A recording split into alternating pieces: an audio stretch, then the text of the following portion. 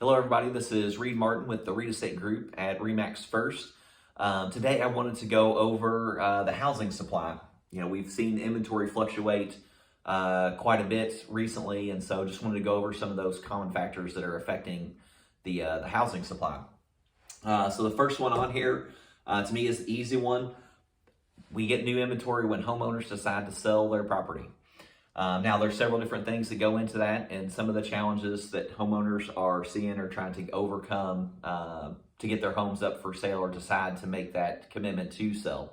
One of the things you hear a lot about is, these buyers that were fortunate enough to get some of these super low interest rates, never before seen interest rates that we've had, that were 3-4%, even some of them in the twos for those interest rates.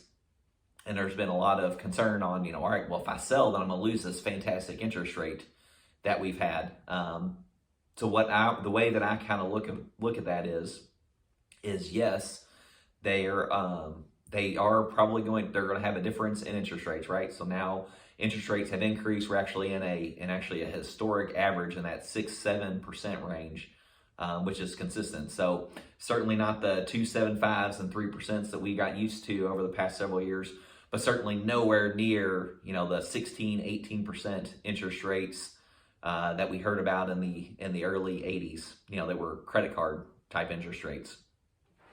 So one of the things to consider in that situation is, one, a lot of times when those buyers were getting those super low rates and purchasing their home during that time, there was also a tremendous amount of buyers in the market. So what did that do? So a lot of times, and I'm sure you all have heard many stories about it, where people were paying $5, $10, $30, $50, $75,000 over asking price. So when it comes to a financing situation, if you're that much over the market value, if you're having to go that much above and beyond the list price, then one of the challenges that you're going to run to is getting that property to appraise. And so what we saw was many times that we would have clients that were willing to make up that appraisal gap difference. So let's just use an example. If the home was listed for $400,000 and they were able to get it under contract for $450,000, and we're going to make the assumption that that agent had everything on point, and the appraisal came in at $400,000 like it was listed for. So what that meant for the buyer is they were having to make up that $50,000 extra in cash. So by paying that extra $50,000 in cash, they were able to get that great interest rate, but that's what they had to do in order to compete with the other buyers that were in the market and to get in those homes and to get it under contract. Now, in today's market, we don't have quite as many buyers that are out searching, and we certainly don't have near as many situations where people are going so far above a list price in order to get that home under contract. And we actually have even had times where we've been able to negotiate with the sellers and get them to agree to prices under the list price. So what does that mean? So that means our buyers, in most cases, when I say most cases, we actually haven't had an example yet, but there'll probably be one somewhere along the lines. But the property has been able to appraise, so they have been able to do their normal loan amounts, their normal expectations for a loan, and they haven't had to bring significant amounts of cash above and beyond what that sale price was. So they're able to actually finance their entire mortgage amount. When I say entire, whatever their normal terms were, whether that is, some of the 100% financing programs, which we have some awesome lenders that can do that, even 1% down, 3.5% down, 5, 10, 15, whatever it is. They were able to go and finance whatever purchase price they were at, and didn't have to go above and beyond bringing that extra cash to be able to get the property closed. So huge difference there. The next thing is new construction, right? So back in the times of the Great Recession, we saw lots of home builders get put in a really bad situation where they were leveraged out to their ears. Homes were going really well, and then all of a sudden everybody stopped buying new construction homes, right? Because they were in positions they weren't able to purchase those homes. So what we saw is last year, when interest rates really started ticking up, we actually saw a lot of the home builders start pulling back, where they may have started, 10 homes a month, they were going to 2. And so that's also increased our shortage of supply. We don't have new construction homes coming onto the market. And so that lack of doors is going to have a negative consequence on our inventory levels and keep it super low.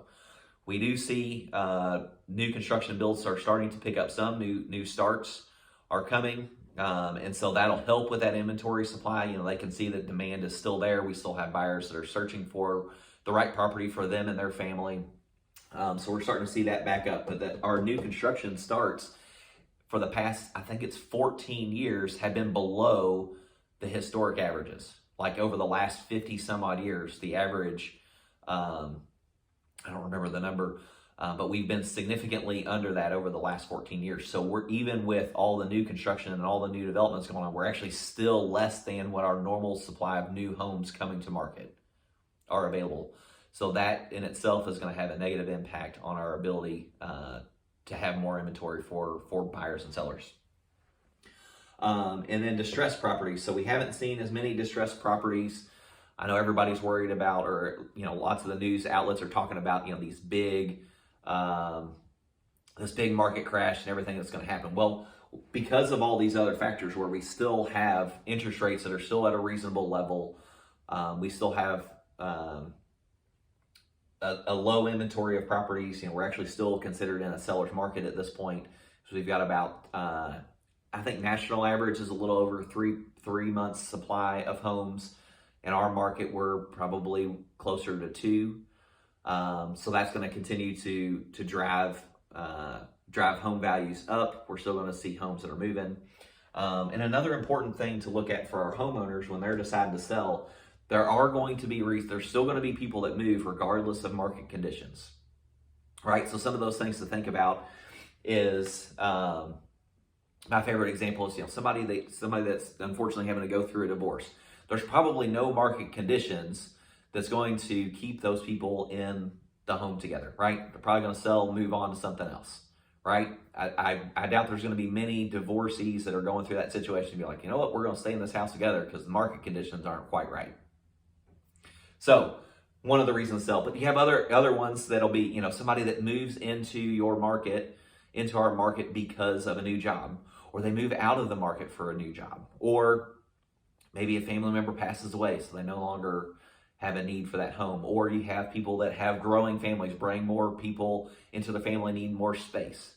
I like to laugh and joke with my wife. She decided that we were going to move because it was amazing how much pound our 30-pound little girl took up at the time, right? There's other reasons to move. Then you get to the other end of that. Maybe children have grown and graduated and moved on into homes of their own, or property, apartments, whatever, moved out of the home. Well, maybe that's an opportunity for those parents to downsize.